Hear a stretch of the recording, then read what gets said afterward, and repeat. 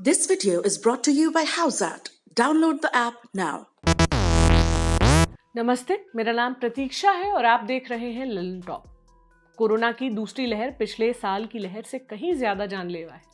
ऐसा न सिर्फ एक्सपर्ट्स कह रहे हैं बल्कि हम खुद भी अपने आसपास महसूस कर पा रहे हैं। नए म्यूटेशन के बाद ये वायरस पहले से कहीं ज्यादा खतरनाक हो चुका है। इससे संक्रमण की दर भी लगातार बढ़ती जा रही है। ऐसे में जो लोग कोरोना से अब तक बचे हुए हैं उनके मन में यही चल रहा है कि वो आगे भी किस तरह से सुरक्षित रहें।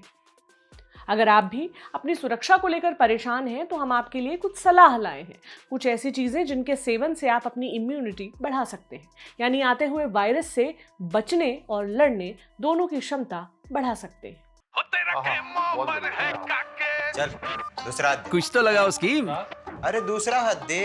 हाउसैट पे बनाओ यूवी से बेटर टीम। ओए क्या कर रहा है? तेरी टीम चेक कर रहा हूँ। छोड़ यार। और जीतो 5 गुना रिवॉर्ड्स। तो बेटा हाउसैट। This game involves financial risk and may be addictive. Please pay responsibly at your own risk. ये टिप्स लेने के लिए हमने बात की आयुर्वेदिक डॉक्टर अखिलेश शर्मा से।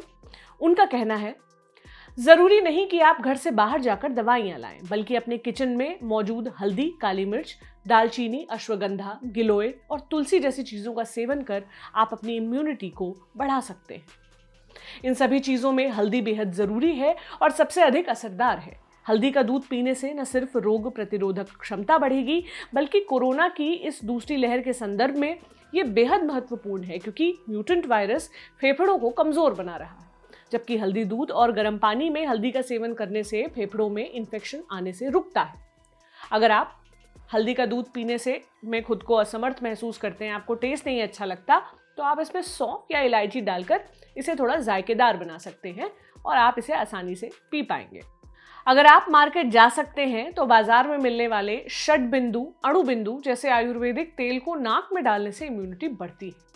ये तेल आसानी से किसी भी आयुर्वेदिक औषधि स्टोर पर मिल जाएंगे, लेकिन मौजूदा हालात देखते हुए अगर आप मार्केट नहीं जाना चाहते, उस रिस्क से बचना चाहते हैं, तो तिल के तेल में थोड़ी सी हल्दी डालकर उसका भी सेवन कर सकते हैं।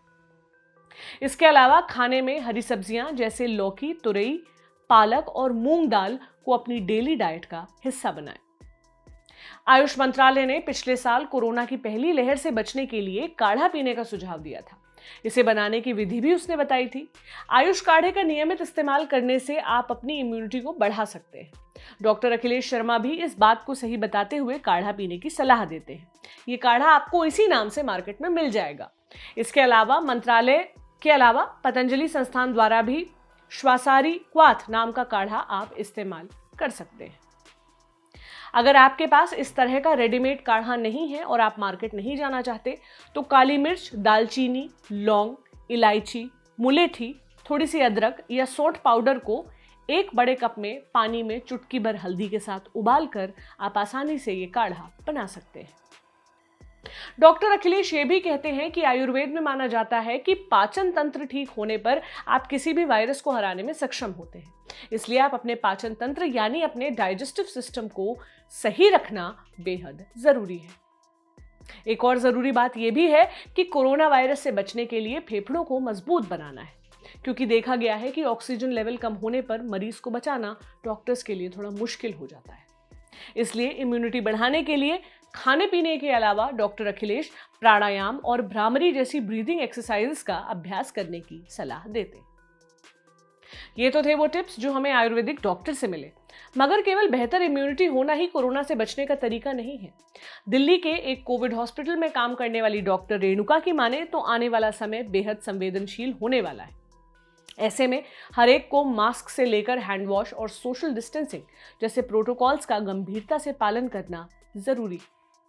हम एक बार फिर से दोहराएंगे कि ये तरीके जो हमने आपको बताए आपको कोरोना से उबार नहीं सकते या उससे बचने के कोई श्योर तरीके नहीं हैं। ये तरीके हैं आपकी प्रतिरोधक क्षमता को बढ़ाने के, जो कोरोना के चांस घटाएंगे और अगर कोरोना हो गया तो उससे लड़ने में आपकी मदद करेंगे। फिलहाल आपसे गुजारिश है कि किसी भी लक्षण को आप इग्नोर ना करें। कोई लक्षण महसूस हो तो घबराएं नहीं, ठंडा दिमाग रखें और दूसरों की सुरक्षा के लिए खुद को आइसोलेट करें, उसके बाद टेस्ट करवाएं। ये जानकारी आपके लिए जुटाई थी प्रगति ने। मेरा नाम प्रतीक्षा है। आप देखते रहे ललन टॉप। शुक्रिया।